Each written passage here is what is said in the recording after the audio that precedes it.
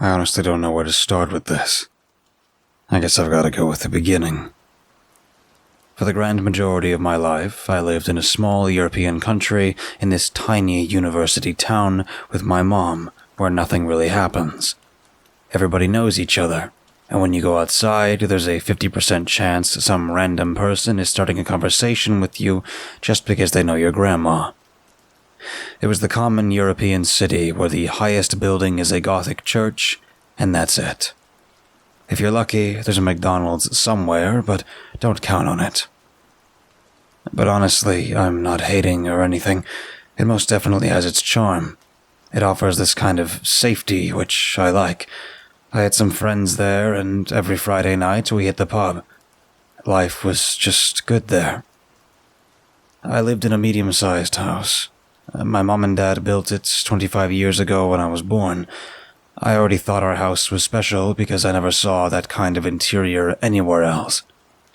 When you're sitting in the living room, you can see everything upstairs and vice versa. You could compare it with a big 2-story mall where you could see the top-story floors from the bottom floor. It took away some of the privacy a teenager wants, but I kinda liked it. It resembled the open household we had. There were no secrets at home, and you could say my mom was my best friend. When I was 7 years old, my dad met another woman. I just remember there being a lot of fights, screaming, yelling, and everything bad. He and his woman moved to the coast 200 miles away, and I never saw his face again. I guess it was for the better. My mom never wanted another husband. They were all the same. All vile creatures. I just nodded every time she started one of those rants, but she promised me I would be different. I would be the kind of man all women in town would fight for. Yeah, right. I guess. I just lived a very normal life. Some would say it was just plain boring, but I didn't need anything else. My life was in that town. I had my mom, friends, school, and hobbies. I studied economics in high school, but I didn't really care for it. I really didn't hit it off with my fellow classmates as well, so I tried to find my friends elsewhere, and with success. My life just existed off of pure joy and happiness. After high school, I studied my IT studies, and I loved every bit of it. I finished my first year flawlessly, and that summer was a blast. I traveled to the United States and worked in a little shop in our town. Oh, I'm getting nostalgic thinking about it. If I got the opportunity to go back to that summer, I wouldn't have to think about it. But there's a saying about rain and sunshine afterwards. Well, for me, the true horror began afterwards. During fall that year, my mom got diagnosed. I remember sitting in the waiting room, feeling numb. You sometimes have that feeling something bad is gonna happen. Well, I had the worst feeling ever. I went inside the doctor's room with my mom, and I just blacked out there. I heard the most cruel words ever spoken. Terminally ill. Tumor. 6 months. My world ended there, while my mom kept strong. I knew she did it for me. That's how she was. Always making people laugh and smile at the expense of her own being. Against all odds, we celebrated Christmas. We called it a Christmas miracle. Winter went by and spring came. My mom was on a strict chemotherapy. I'm not a believing man, but I prayed. I prayed to the big man to spare her. That's what people do when they've lost all hope, I think. In summer, I graduated, and she was sitting there. Joy filled my heart. We took these cute graduation photos together and hung them all over the house. We were truly happy. But at the end of the summer, our jar of luck was depleted. Her health took a dive, and a month later, she passed away peacefully. Well, I think it had been peacefully, even though these awful tentacles of doom were crawling inside her head. It was tough. For months, I lived in pure darkness. I can't honestly remember what happened back then. My mind was clouded.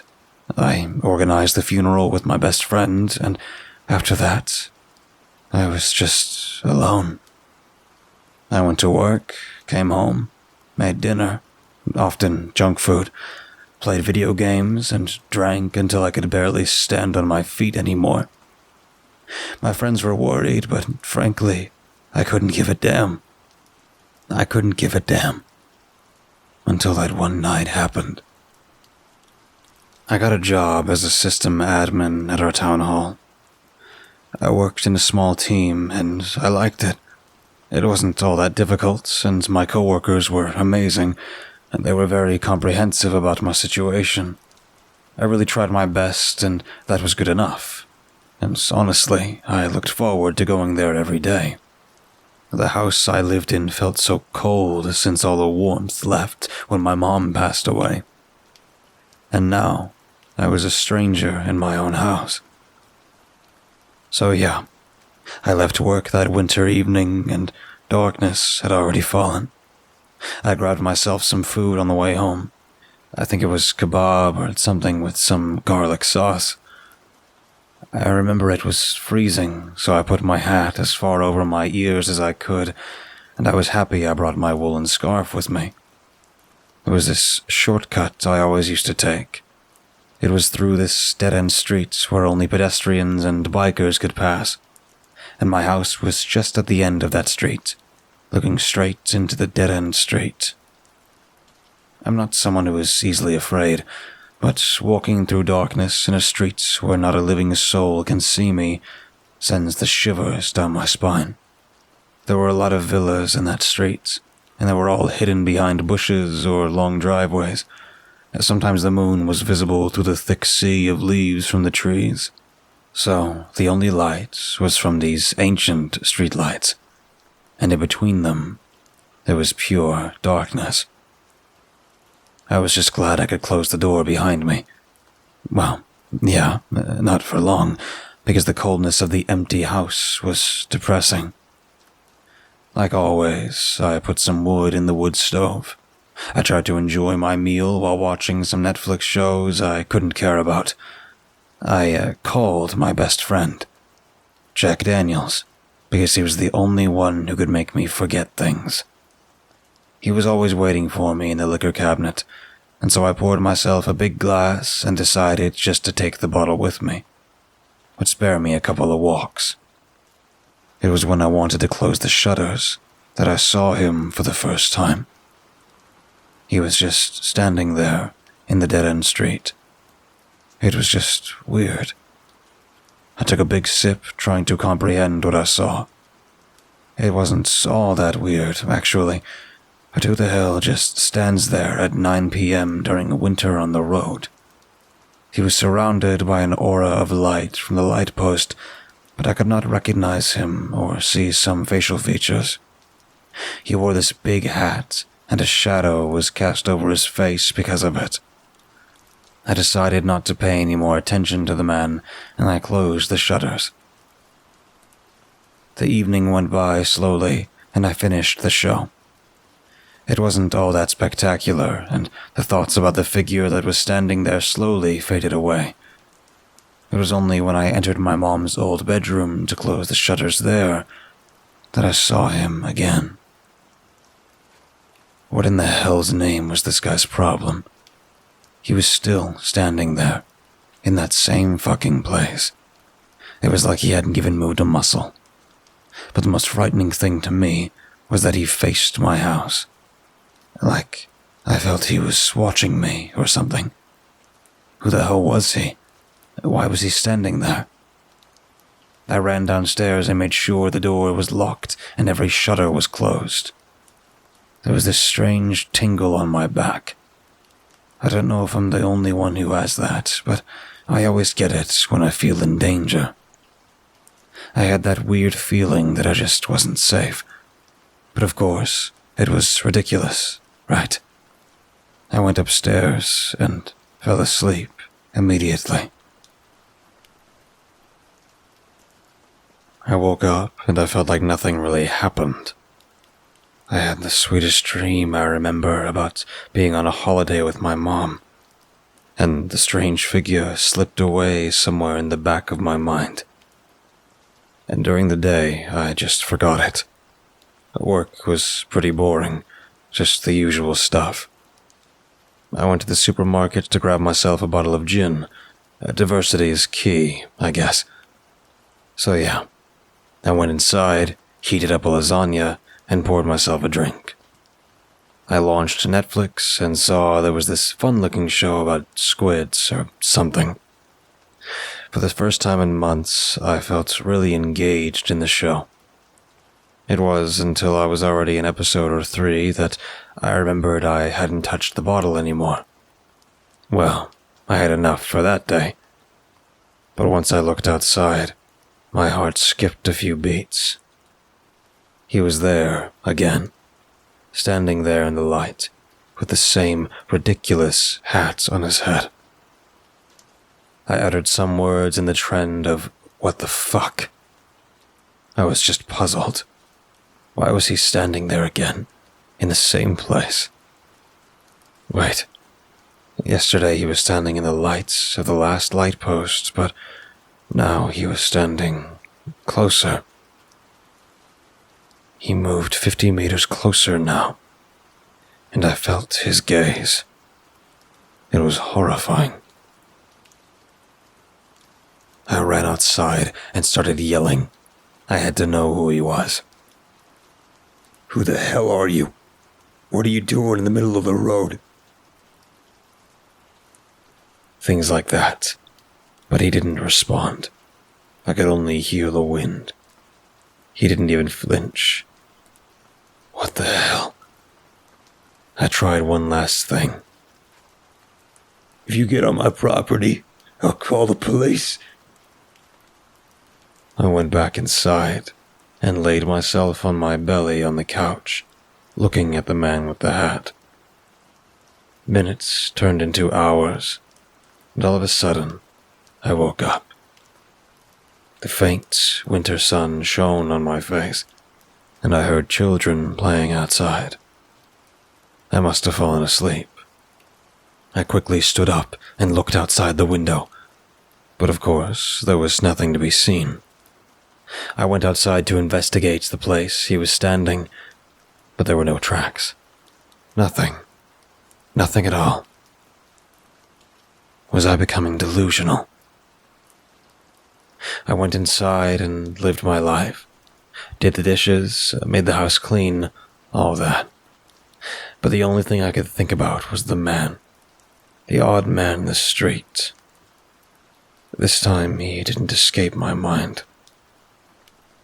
Since it was Saturday night and I hadn't seen my friends in weeks, we decided to meet up in the local Irish pub to have some fun. I knew they were just concerns, but one day the healing of a trauma must begin. I guess I had to come outside one day. And honestly, I had a blast. It was like I had seen them only yesterday, and they were so supportive. I was finally brave enough to talk about the hell I went through the last couple of months, and they just listened. It felt very therapeutic. At around midnight, while walking home, I was really curious to see if he was still standing outside. The snow was cracking under my feet, and with every breath I took, my lungs were filled with painful, cold air. I entered my street, and guess what? He wasn't there. You can't even comprehend how relieved I was. My house was standing there all lonely without peeping toms. I just smiled and giggled out loud. I knew it was weird, but not then. I just felt euphoric. It was probably also the alcohol, but maybe he got scared yesterday. I went inside, and like every night, I had to close the damn shutters. It was right then the feeling of pure euphoria left, and I just started yelling. Tears filled my eyes. I don't remember what I said anymore, but he stood there, on the street right in front of my house, creeping. I never panicked more. I immediately closed the shutters. I moved all my furniture towards the 2 doors that led outside and all my windows. This man wasn't going to play any tricks on me. No, not today. I called the police and told the woman on the phone I was being harassed by someone and that he was on my property. She was going to send a patrol to my street to see if he was still there. I had to stay on the line, and after a couple of minutes, she told me the officers passed, but nobody was around my house. I was just too afraid to open my shutters again. If he showed up again, I had to call them again, and the police would drive past my house a couple of times that night. I felt a little bit relieved, but still. I didn't sleep that night. I never felt more anxious. Who the hell was that guy? What did I do to him? And when the first rays of sunlight entered my room, my eyes closed, and I sank into a delirious sleep. Somewhere around 4 p.m., I woke up. It was already getting dark again. My chest was beating, and sweat beaded on my forehead. I went out to grab some food and decided to watch a Disney movie, just to calm down. Maybe he's gone now. I couldn't help myself to look out the window. It was dark as a puddle of oil, but nobody was to be seen. I turned the TV off, and I saw him standing there in the reflection. My world crashed. He was standing right in front of my window. My legs moved towards the window, and I didn't want them to, but they still did. I kept making eye contact and dialed 112. Yeah, he's here again, standing right in front of my window. What happened next was the longest 5 minutes of my life. Nothing happened. There was only silence. My heart skipped a beat when I saw the lights of the police car driving through my street. Yes, thank you, ma'am. They're here. Oh, thank you. Thank you so much. They're gonna get the bastard. I saw the lights of their flashlights shining on me. Sir, are you all right? Asked the lady on the phone. Well, I am. Everything's gonna be all right now, isn't it? Sir, are you under the influence? What? Please, sir, I need you to answer me. I don't understand what you mean. No one is standing there. I felt numb. She was wrong. He was just half a meter apart from me. I could fully see him. Sir, are you still there? Yeah, I'm sorry. He's gone now. Thank you. I dropped my phone in disbelief. That night was the worst. The police didn't see him. How was that possible? I felt sick. I was nauseous. A sense of relief befell me the moment the first rays of sunlight entered my room. I spent my whole day doing research on my computer to see if others had the same experiences, but apparently I was the only one. And as the night was getting closer, I became more anxious. I was all alone. Nobody believed me. The man seemed to be invisible. And as the sun crept away, my fear grew. But I made preparations that day. He wasn't going to do anything harmful. Oh no. I went to the shop earlier that day and bought a lot of lighting. Everything I could get a hold of. My house looked like a football stadium that night. Lamps, Christmas trees. I even turned my car on so my headlights would light up the whole driveway. I was never more prepared. I felt combative. I actually looked forward to the night. He couldn't dare show up again, right? Like always, I checked out my series that night, and when I wanted to close the shutters, I looked outside. Nobody to be seen. I beat him. You couldn't believe how I felt at that moment. I won. I scared him away. I went upstairs, brushed my teeth, looked at some memes, and when I put my phone away, I had this out-of-body experience. The man was standing in the darkness of my living room. I saw his contortions. I felt disconnected from my own body. I wanted to scream, but I kept my cool. Tears welled up. After some time, I stood up, closed the door, and locked it. Don't ask me how long I was sitting in the dark. I think I nearly fainted. I didn't have any clue what it was. I only knew it wasn't human. Thought after thought passed my memory. I considered so many things, trying to attack it, running away, calling the cops again. In one of my brave moments, I decided to confront him. It was still my house, wasn't it? I didn't have any weapons with me, but I believed they weren't going to do anything against him. I slowly stood up and unlocked the door. Slowly, I opened the door and immediately put on the lights that lit up half the house. He was gone. Again. I couldn't bring myself to go downstairs and take a look. Maybe I didn't see him. It could have been a reflection. Yeah, it must have been a shadow from the coat rack. I was just making things up, probably in my mind, and from the lack of sleep, I saw things. It was hard to fall asleep, but after a while, I did. Somewhere around 3 a.m., I woke up again. I grabbed my phone to take a look at the time because I still wasn't sure.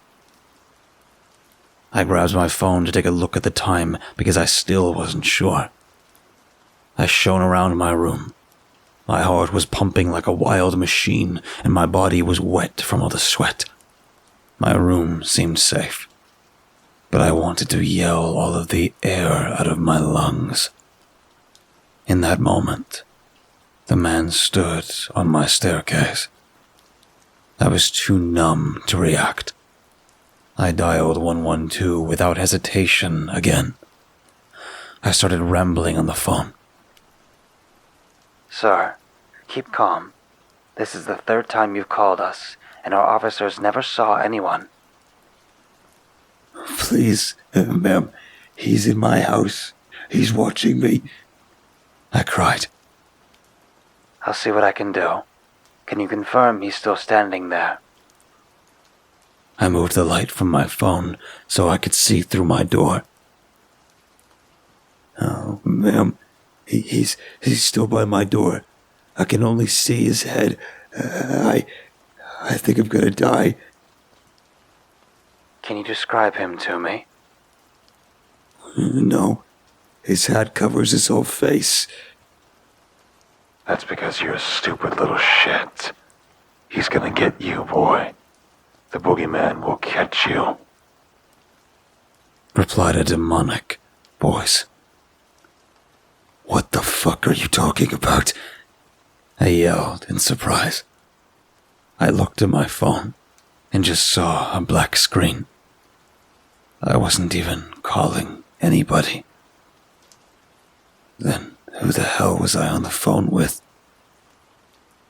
I hid under my sheets and cried for what felt like an eternity. Eventually, I'd hear the birds again, and I knew it was morning.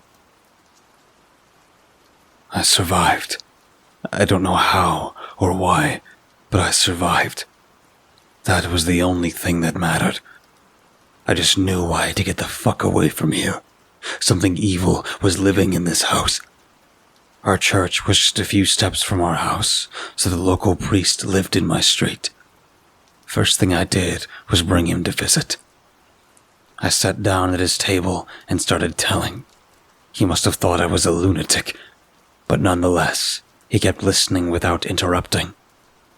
When I finished, I was kind of scared he would find me insane, but he told me that throughout history, there was some occurrences that couldn't be tied to normal, everyday things and were classified as paranormal. We both grabbed our stuff and went home. It was the first time I felt not at home anymore when I entered. It was just this feeling like you had entered a motel room in the middle of nowhere, and there was a chance a dead hooker lay dead on the bed with an empty bottle of whiskey next to her. I showed him around the house, and we went by to my mom's room. "Boy, could you make me a coffee? I will wait in the garden." I made him a coffee and brought it outside. He told me he was very skeptical because a lot of times people contacted him because they watched a scary movie like The Conjuring, and there was honestly nothing wrong. But from the moment he put a foot in my mom's room, he said he felt its presence. It was pure evil, but not strong enough yet. He wasn't even long inside, but the vile feeling grew stronger with the minute. He said something like this.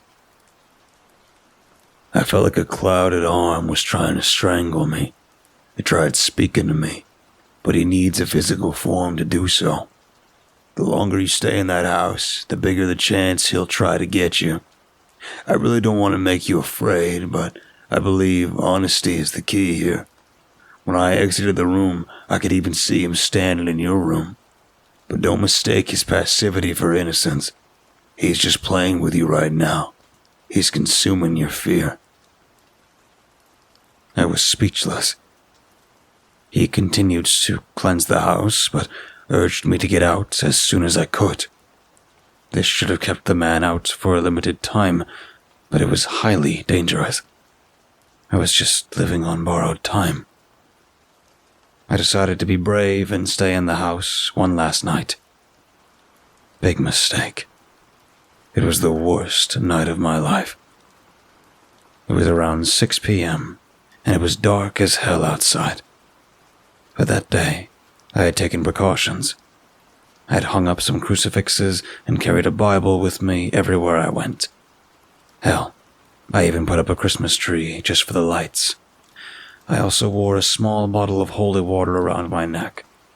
My house was lit up like the biggest Christmas tree in the world. Rockefeller Center was nothing compared to my house. The nerves were raging through my body, so the best thing to do for me was put on one of my comfort movies, Home Alone. Even though I was watching the best movie ever created, I'd never been more nervous. My heart was pounding, and every couple of seconds I was scanning the house and the outside. Seemed like the priest did an amazing job. Halfway through the movie, I seemed to have calmed down, and I started enjoying it more. Somewhere around 11 p.m., the credits rolled over the screen. It was time to be brave and enter the night. If Kevin could protect his home, I could do the same. I kept the lights on. Every little light was on. The fucker wasn't going to get me. I headed upstairs with the crucifix in my hand. I just had to do anything I could to protect myself against him. I was lying in my bed and kept guard. My book was next to me, but I was way too stressed to start reading. I was sitting in my bed and was scanning the stairs and living room since I had this nice little view of the living area from my bed. About half an hour, I calmed down a little. I grabbed the book and started reading. It was from my favorite author, so after a while, I fell into a sort of trance. It was at around 1 a.m. that I noticed something. It was just a small sensation, but I was pretty sure the intensity of the lights diminished on the ground floor. Or it was just me being tired after all these restless nights. I continued reading, but after a while I was pretty sure not all lights were on anymore. A small voice in my head told me he was present. The man with the hat was coming, but I didn't want to believe myself. But the voice was so strong. I laid my book on the nightstand and just saw the lights flickering. This couldn't be possible. All of a sudden, one of the lights went off, and the lights went out faster and faster. In a couple of seconds, I was surrounded in darkness.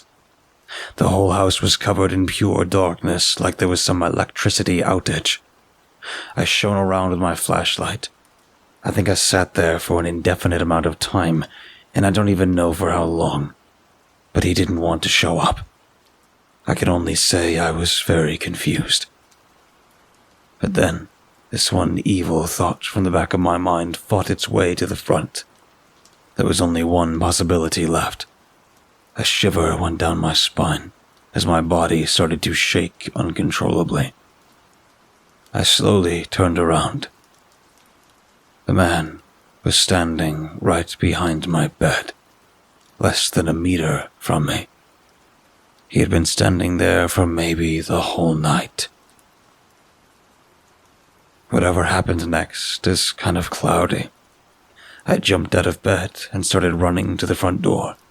I unlocked it and went out into the night. I wandered through the city for the entire night in my pajamas, and it was freezing. My fingers were blue, but this one thought kept me going. I had to get away from this godforsaken place. When the first rays of sunlight showed up, I went back to the place I once called home and prepared myself all day. I didn't have any rational thoughts left. I booked a ticket for the USA and left the same day. I pulled the door behind my back and didn't look back anymore. I got on the plane and lived in motels and Airbnbs for the next couple of months. I worked my ass off, but after years of living on the brink of anxiety and insanity, I managed to get a stable job and got American citizenship. I'm currently still learning English, and thanks to my inheritance, I managed to get a loan to buy a small house. I was happy.